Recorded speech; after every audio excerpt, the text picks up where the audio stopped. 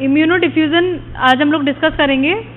Immuno diffusion word से कुछ पढ़े हो, कभी सुना है इस वर्ड का, ये नाम सुना है, ये बताओ पहले बस। नहीं सुना? इधर भी नहीं सुना? डिफ्यूज़न तो सुना होगा, इम्यूनो भी सुना होगा। इम्यूनो अलग सुना है, डिफ्यूज़न अलग सुना है, कंबाइन करके तो एक डेफिनेशन बना देंगे हम लोग इम्यूनो डिफ्यूज़न की। यही है, एक्चुअल में यही है। इम्यूनो का मतलब क्या होता है? Something related to antigen antibody. Immuno में हम लोग इम्यूनोलॉजी में मेन चीज एंटीजन एंटीबॉडी तो पढ़ते हैं। तो इम्यूनो हेयर स्टैंड्स फॉर, बस इतना ही रफ टर्म में याद करो, antigen antibody. Immuno diffusion is movement of particles, ठीक है। तो अब इम्यूनो में हमने क्या करा, एंटीजन एंटीबॉडी, इधर diffusion means the movement of particles. तो अगर हम दोनों को कंबाइन करेंगे, इम्यूनो डिफ्यूजन, तो हमारा क्या होगा, द मूवमेंट ऑफ एंटीजन और एंटीबॉडी। यही इसकी डेफिनेशन है। Immuno diffusion refers to the movement of the antigen और एंटीबॉडी और both antigen and antibody molecule in a diffusion support medium, ठीक है। अब ऐसा थोड़ी है कि एक अपने आप ही एंटीजन एंटीबॉडी मूव कर रहे हैं, कोई इन्हें मीडियम भी चाहिए होगा ना, किसी चीज़ में मूव करने के लिए इन्हें मीडियम चाहिए होगा। तो इम्यूनो डिफ्यूजन की डेफिनेशन क्या होती है कि एक मीडियम में एंटीजन एंटीबॉडी का मूवमेंट, या तो एंटीजन का या एंटीबॉडी का या दोनों का मूवमेंट। हम लोग ये अलग अलग क्यों बोल रहे हैं, या तो एंटीजन या एंटीबॉडी, ये चीज़ हम अभी 2-3 स्लाइड के बाद देखेंगे कि हम ऐसे क्यों बोले हैं, वरना तो हम सिर्फ एक ब्रॉड टर्म में बोलते हैं एंटीजन एंटीबॉडी का मूवमेंट, ठीक है। इधर एंटीजन और एंटीबॉडी, और क्या फिर क्या है, बोथ एंटीजन एंड एंटीबॉडी, ठीक है। इम्यूनो डिफ्यूजन क्या होता है हमारा, मूवमेंट ऑफ एंटीजन और एंटीबॉडी और बोथ एंटीजन एंटीबॉडी इन सपोर्टिंग मीडियम। कोई भी चीज़ के लिए क्या होता है, जहाँ पर भी हम लोग ऐसे टेक्निक्स पढ़ते हैं, इन्हें क्या होगा, एक बेसिक सपोर्टिंग मीडियम की ज़रूरत होती है। तो जो अक्रॉस द सेल मेम्ब्रेन बोल रहे थे वो सुन लो, वो अक्रॉस द सेल मेम्ब्रेन नहीं था, ये एक टेक्निक है जो हम ऐसे बाहर परफॉर्म कर रहे हैं, ठीक है। तो क्या होगा, हमारा मूवमेंट होगा एंटीजन या फिर एंटीबॉडी या फिर दोनों का, किसमें, एक सपोर्टिंग मीडियम में, ठीक है। इम्यूनो डिफ्यूजन क्लियर है डेफिनेशन। इसके बाद क्या होता है इसमें जो हम लोग एंटीजन एंटीबॉडी लेते हैं, इसे हम सॉल्युबल फॉर्म में लेते हैं। इसमें जो हम लोग एंटीजन एंटीबॉडी लेते हैं वो एक सॉल्युबल फॉर्म में लेते हैं, जैसे कि बराबर वाले एक जार में देख रहे हो, इसमें लिखा हुआ है सॉल्युबल एंटीजन, बराबर में सॉल्युबल एंटीबॉडी, दोनों की रिएक्शन हुई। तो इसमें क्या होता है, फिर होता है इन दोनों की रिएक्शन होने के बाद प्रेसिपिटेशन। तो जो इनका कॉम्प्लेक्स बनेगा वो इनसॉल्युबल होगा, और क्या कैसे बनता है वो, प्रेसिपिटेट होने के बाद। तो एंटीजन हमारा क्या हुआ, सॉल्युबल फॉर्म में, एंटीबॉडी सॉल्युबल फॉर्म में, दोनों रिएक्ट करी, प्रेसिपिटेशन हुआ, वो जो कॉम्प्लेक्स बना वो हमारा क्या होता है, इनसॉल्युबल होता है। जब भी तो प्रेसिपिटेट इनसॉल्युबल ही तो होगा, ठीक है। ये याद रखना, एंटीजन एंटीबॉडी हमारे सॉल्युबल फॉर्म में लेंगे, सॉल्युबल फॉर्म में लेंगे जब भी तो उनका मूवमेंट होगा, वरना नहीं मूवमेंट हो सकता ना। सॉल्युबल फॉर्म में होगा जब भी उनका मूवमेंट होता है। अब क्या होता है हमारा, जो प्रेसिपिटेशन हुआ तो प्रेसिपिटेशन कर्व बनता है उसमें। तो कर्व, एक ये बेल शेप कर्व है, इसमें 3 फेजेस होंगे। तो इधर ये फर्स्ट सीट पे जो गर्ल्स बैठी हुई हैं, अगर अब आवाज आ गई, या तो खुद आगे आकर बैठ जाओ। तो जो इसमें एक कर्व आता है, तो कर्व को हमारा क्या होता है, इससे हम जोन जो है, 3 जोन होती हैं, उसे हम लोग पढ़ते हैं। एक लिखी हुई हमारी प्रो जोन। तो इसके बाद क्या है हमारा, जो ये कर्व आया, कर्व में हमारे क्या होंगे, 3 जोन होती हैं। यहाँ पर लिखा हुआ भी है, zone of equivalence, pro zone और पोस्ट जोन, ठीक है। जब ये ग्राफ देख रहे हो तो इधर की तरफ सबसे पहले क्या है हमारा, एंटीबॉडी एंटीजन, ठीक है। तो इसमें क्या होगा, हमारा 3 जोन होंगे। तो हमारा सबसे पहले आता है प्रोजोन। प्रोजोन जब होंगे कि जब हमने एंटीजन एंटीबॉडी दोनों लिए, जिसमें हमारे एंटीबॉडी ज़्यादा होंगे, तो हमारी वो कौन सी वाली जोन होगी, उसमें प्रोजोन, ठीक है। लास्ट में आता है पोस्ट जोन, जब हमारा क्या होगा, as compare to antibody antigen ज़्यादा होंगे। फिर एक हमारे मिड आता है, जिसमें हमारा पीक जाता है, वो होता है जोन ऑफ इक्विवेलेंस, मतलब जितना एंटीजन है उतनी ही एंटीबॉडी है, दोनों का इक्वल अमाउंट है हमारा, ठीक है। तो वो हमारा आ जाता है जोन ऑफ इक्विवेलेंस। ऐसा कोई इसमें बहुत वो टफ चीज़ नहीं है समझने की। Zone of equivalence, antigen antibody equal amount में है, प्रोजोन एंटीबॉडी ज़्यादा है, पोस्ट जोन एंटीजन ज़्यादा है। ये एक हमारा ग्राफ आता है, जिसकी बेसिस पे हम लोग एक रफ बोलते हैं ना, इससे क्वांटिटेटिव भी हम एस्टिमेशन कर सकते हैं कि कितना है, मतलब क्वांटिटी, मतलब एक लार्ज अमाउंट में बता सकते हैं। ठीक है, ये 3 इसके जोन्स हो गए। इसके बाद जब अभी इनसे ही पूछ रही थी अक्रॉस द सेल, इन्होंने जो बताया था, जो इनका आंसर गलत था, हम लोग बात कर रहे थे मीडियम की। तो यहाँ पर जो मीडियम यूज होता है, जिसमें हम लोग बात करेंगे कि ट्रैवल करने वाली, कि एंटीजन एंटीबॉडी जो मूव करते हैं वो किस में करते हैं, तो हम जेल यूज करते हैं इसमें। जैसे कि इलेक्ट्रोफोरेसिस में भी हम लोग क्या कर रहे थे, जेल यूज करते थे, जेल इलेक्ट्रोफोरेसिस में। पेपर इलेक्ट्रोफोरेसिस हो गया तो पेपर यूज करते थे। ऐसे ही यहाँ पर जो मीडियम हम यूज करेंगे इम्यूनो डिफ्यूजन के लिए, तो वो जेल यूज करते हैं। तो वहाँ पर 2 मेनली जो मोस्टली जो यूज होते हैं जेल, वो होते हैं हमारा अगर और एगरोज।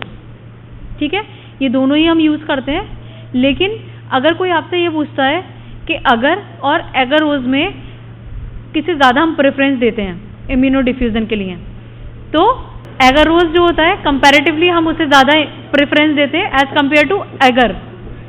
ठीक है, तो एगरोज और एगर हम यूज करते हैं, उन दोनों में हम प्रेफरेंस किसे देते हैं, एगरोज को as compare to agar. Reason भी यही लिखा हुआ है, एगरोज जो है उस पर क्या है, हमारा कोई चार्ज नहीं है। ठीक है, एगर जो होता है उस पर नेगेटिवली चार्ज है वो। ठीक है, अभी हम बात ही नहीं कर रहे हैं एंटीजन एंटीबॉडी पे क्या चार्ज है, उस पर बात ही मत करो। ठीक है, एगरोज पे हमारा क्या है, नो चार्ज, अगर पे हमारा चार्ज है। अब कोई चार्ज चीज़ है, एंटीजन एंटीबॉडी आया, उन पे भी कोई ना कोई चार्ज होगा, तो क्या होगा, उन दोनों के बीच में इंटरेक्शन होगा। हमारे यहाँ पर क्या है, मेन मोटो क्या है, एंटीजन एंटीबॉडी को आइडेंटिफाई करना। ठीक है, तो वहाँ पर क्या होगा, एक अलग से इंटरेक्शन जो हो जाएगा जेल में और एंटीजन या एंटीबॉडी में होने लग जाएगा, जो कि हमें नहीं चाहिए। इसलिए हम लोग कंपैरेटिवली, मतलब जो अगर हम कंपेयर करें एगर से, हम एगरोज इसलिए यूज करते हैं क्योंकि उस पर कोई चार्ज नहीं होता है, इसीलिए एंटीजन एंटीबॉडी होती है, उनका जेल से कोई भी इंटरेक्शन होने के चांसेस नहीं होते हैं। ठीक है, यही एक रीजन है जिसकी वजह से हम लोग क्या होता है, वैसे तो दोनों ही यूज करते हैं, लेकिन अगर दोनों साथ में है, मतलब है हमारे पास ऑप्शन, तो we will prefer agarose. Next इसके बाद आता है रेट ऑफ डिफ्यूजन। ऐसे हम लोगों ने इलेक्ट्रोफोरेसिस में भी पढ़ा था, जो मूवमेंट होते हैं चार्ज पार्टिकल के, वो किस किस क्राइटेरिया पे डिपेंड करते हैं, तो वो सारी ये 5 हैं। Size of particle, temperature, gel viscosity, amount of hydration और interaction between matrix and reactant. ये सारी चीज़ें आपको यहाँ पर भी लिख कर आनी होंगी, प्लस इलेक्ट्रोफोरेसिस आता है उसमें भी लिख कर आनी होती हैं। यहाँ तो हम यूरिया साइकिल में कुछ नहीं लिख कर आते हैं, ये तो इम्यूनो डिफ्यूजन की बात आ गई। इसके बाद नेक्स्ट हमारा आता है इम्यूनो डिफ्यूजन के टाइप। इम्यूनो डिफ्यूजन जनरली हमारा क्या होता है, 2 टाइप में डिवाइड करते हैं हम लोग उसे, सिंगल इम्यूनो डिफ्यूजन और डबल इम्यूनो डिफ्यूजन। ठीक है, यार पीछे बैठ जाओ यार तुम लोग, मासूम मुंह बना लोगे, तरस आने लगेगा तो बैठा दो इन्हें, अभी बातें करना शुरू कर दोगे। सिंगल इम्यूनो डिफ्यूजन और डबल इम्यूनो डिफ्यूजन, नाम से कोई भी अपना कोई भी एक आइडिया दे सकता है कि क्या मतलब होता होगा सिंगल और डबल इम्यूनो डिफ्यूजन का। जो मैंने स्टार्टिंग में बताया था ना कि मैं यहाँ पर क्यों बोल रही हूँ सिर्फ एंटीजन या एंटीबॉडी या बोथ, उसी से रिलेटेड है। बताओ, डबल में दोनों का डिफ्यूजन होगा। Very good. Single immuno diffusion में क्या होता है, ईदर एंटीजन और एंटीबॉडी, कुछ भी दोनों में से कोई एक जो होगा हमारा, वो क्या होगा, वो मूव करेगा, दूसरा वाला क्या होगा, वो फिक्स रहेगा। ठीक है, तो यहाँ पर सिर्फ एक ईदर एंटीजन और एंटीबॉडी का मूवमेंट होगा, इसलिए हम लोग बोलते हैं इसे single immuno diffusion. Double immuno diffusion की बात करें तो जेल में हमारा एंटीजन एंटीबॉडी दोनों का ही मूवमेंट होता है। ठीक, मूवमेंट के बाद क्या होता है, क्या बताया था सबसे पहली स्लाइड में मैंने, ये दोनों सॉल्युबल होते हैं, क्या बनाते हैं ये लोग, प्रेसिपिटेशन होता है जो कि इनसॉल्युबल होगा। ठीक है, तो सिंगल इम्यूनो डिफ्यूजन में क्या होगा हमारा, या तो एंटीजन या फिर एंटीबॉडी किसी एक का मूवमेंट होगा। डबल इम्यूनो डिफ्यूजन में दोनों का ही मूवमेंट होगा। ये वही अभी जो हम लोगों ने पढ़ा है। अब क्या होता है कि जो रेडियल जो होता है, रेडियल इम्यूनो डिफ्यूजन मतलब सिंगल इम्यूनो डिफ्यूजन को बोलते हैं। तो सिंगल इम्यूनो डिफ्यूजन में क्या करते हैं हम लोग, जेल लिया, थोड़ा सुनना आराम इसे सही से, जेल लिया हमने, ठीक है, उसमें हम लोग क्या करते हैं, वेल्स बना देते हैं, छोटे छोटे से वेल्स बना दिए हमने। अब क्या होगा, उन वेल्स में हमने एंटीजन पोर कर दिए। ठीक है, क्वांटिटी हमें पता ही नहीं है, एंटीजन पोर कर दिए हैं बस हमने वेल्स में। ठीक, जेल लिया, जेल में वेल्स बनाए, उनमें हमने एंटीजन पोर कर दिए। ठीक, अब उसके बाद क्या होता है हमारा जेल में पूरे हमारा क्या होगा, पूरा हमने उसमें एंटीबॉडीज ले ली। ठीक, यहाँ पर इस वाली इससे देखो, antibody in gel, antigen in a well. Gel में जो वेल्स है उसमें हम लोगों ने एंटीजन ले लिए और पूरे जेल में हमने क्या करा, एंटीबॉडीज ले ली। ठीक है, अब इसके बाद क्या होता है हमारा मूवमेंट स्टार्ट होगा, तो हमारा क्या करता है, एंटीजन मूव नहीं करेगा, एंटीजन वहीं रहेगा, क्योंकि हम लोग पढ़ रहे हैं सिंगल इम्यूनो डिफ्यूजन। तो हमारे यहाँ पर किसका मूवमेंट होगा, एंटीबॉडी का, जो कि ऑलरेडी जेल में थी। ठीक है, एंटीबॉडी मूव करके आई हमारी एंटीजन के पास, और जो वेल, जैसे ये फॉर एग्जांपल ये वेल है, एंटीजन है, एंटीबॉडी आके यहाँ पर इसके प्रेसिपिटेट होना शुरू हो गई। तो ये क्या करते हैं, उसमें रिंग बना लेते हैं। तो जो हमारा सिंगल इम्यूनो डिफ्यूजन है उसे हम लोग कैसे मेजर करते हैं, उस रिंग का डायमीटर मेजर करके। जितना ज्यादा डायमीटर होगा उतना ज्यादा प्रेसिपिटेशन होगा और उतनी ज्यादा कंसंट्रेशन होगी हमारी एंटीजन की, एंटीबॉडी की नहीं, एंटीजन की। ठीक है, क्योंकि एंटीजन ही हमें अननोन है ना इधर की तरफ, जो हमने वेल्स में डाली है एंटीजन वही तो हमें नोन नहीं है। ठीक है, तो हमने क्या करा, जेल लिया, जेल में वेल्स हैं, उसमें हमने एंटीजन पोर किया। ठीक है, एंटीजन पोर करने के बाद जेल में पूरा हमारा एंटीबॉडीज है। स्टार्ट हुआ मूवमेंट किस चीज़ का, सिर्फ एंटीबॉडीज का, जो कि जेल में थी। वो मूवमेंट करने के बाद कहाँ पर आई, जो वेल्स में एंटीजन था उसके पास आके वो प्रेसिपिटेट होने स्टार्ट हो गई। प्रेसिपिटेशन होता रहा तो क्या बनाया, एक रिंग बनाई। ठीक है, तो अब हमने कैसे कंसंट्रेशन मेजर करी, उस रिंग की डायमीटर मेजर करके। ठीक है, जितना ज़्यादा डायमीटर होगा मतलब उतना ज़्यादा प्रेसिपिटेशन हुआ है, जितना ज़्यादा प्रेसिपिटेशन हुआ है इतना, इसका मतलब उतने ही ज़्यादा एंटीजन है हमारा सैंपल में। इसके बाद हम लोग बात करते हैं डबल इम्यूनो डिफ्यूजन की। ये एक डायग्राम बहुत ही एक ईजी सा डायग्राम है और ऐसा ही होता है। एंटीजन लिए, एंटीबॉडी ली, जेल में ऐसी पोर कर दी डायरेक्ट। ठीक है, उसके बाद उनका मूवमेंट स्टार्ट हुआ, क्योंकि ये डबल इम्यूनो डिफ्यूजन है इसलिए यहाँ पर एंटीजन और एंटीबॉडी दोनों का ही मूवमेंट होता है। ठीक है, एंटीजन और एंटीबॉडी दोनों मूव करे, जहाँ पर वो लोग रिएक्ट करने स्टार्ट करें, कॉम्प्लेक्स बनाने स्टार्ट किया, वहीं पर उनका प्रेसिपिटेशन हो जाता है। जैसे कि डायग्राम में देख रहे हो, इधर की तरफ एंटीजन है, एंटीबॉडी मूव करने स्टार्ट किया, बीच में देख रहे हो प्रेसिपिटेशन लिखा हुआ है। ठीक है, तो सिंगल इम्यूनो डिफ्यूजन में हमारा क्या हुआ था, वहाँ पर एंटीबॉडी मूव करके एंटीजन की तरफ आई थी, एंटीजन फिक्स था। डबल इम्यूनो डिफ्यूजन में एंटीजन एंटीबॉडी दोनों ही मूव करी थी। ठीक, और फाइनली रिजल्ट क्या था दोनों चीज़ों का, प्रेसिपिटेशन। प्रेसिपिटेशन दोनों का होना था, वहाँ पर सिंगल मूवमेंट से, यहाँ डबल मूवमेंट से।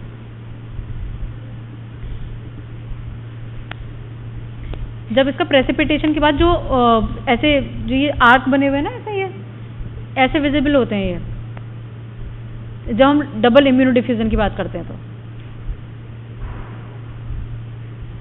कभी क्रोमेटोग्राफी, एलाइजर, वो इलेक्ट्रोफोरेसिस वगैरह देखा है, करा है, मतलब करना तो बहुत दूर की बात, देखा है कभी, नहीं देखा?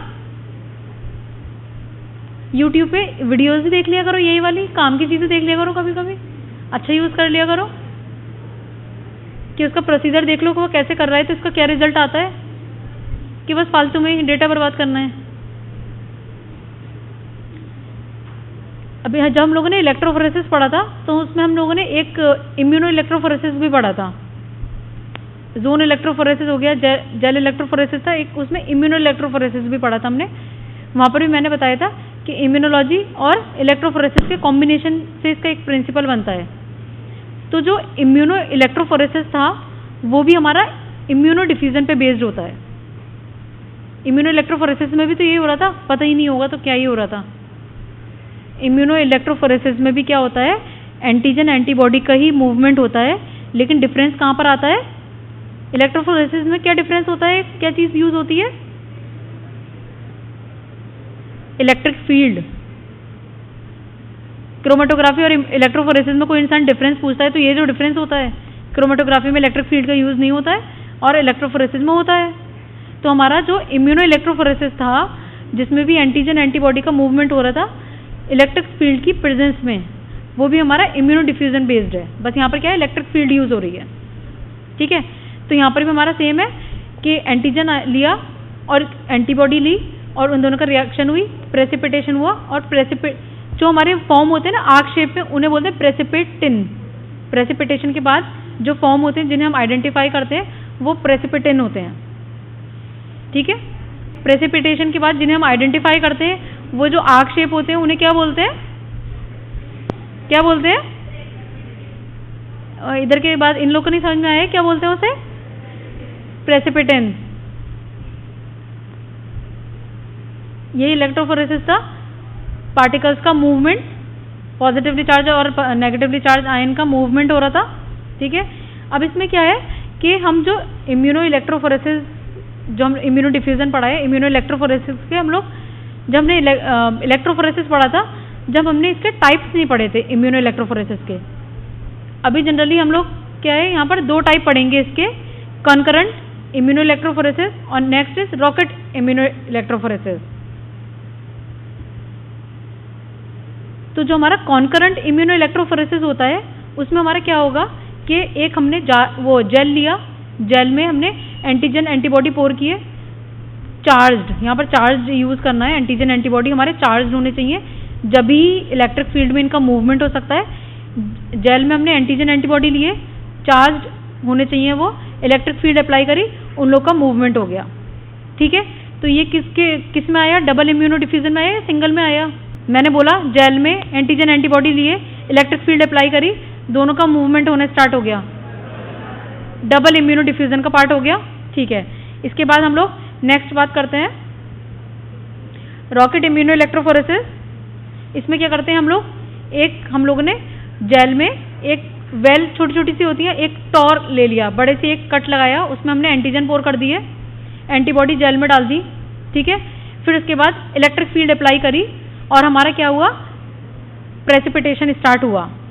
तो अब ये बताओ यहाँ पर किस चीज़ का सिंगल इम्यूनो डिफ्यूजन हुआ या डबल? सिंगल वाले लोग मुझे इसका जस्टिफिकेशन भी दे देना, जो सिंगल बोला है। जयदेव क्यों बोला है तुमने?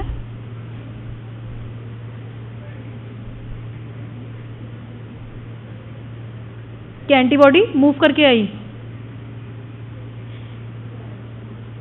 नहीं, मैं कह रही हूँ एंटीजन जो हमने वेल में लिया था, ठीक है, एंटीजन वेल में ले लिया, एंटीबॉडी हमारी क्या है? जेल में है। ठीक है, फिर उसके बाद जो इसके डायग्राम के बेसिस पे बताओ, इसके डायग्राम के बेसिस पे सिंगल है या डबल डिफ्यूजन है?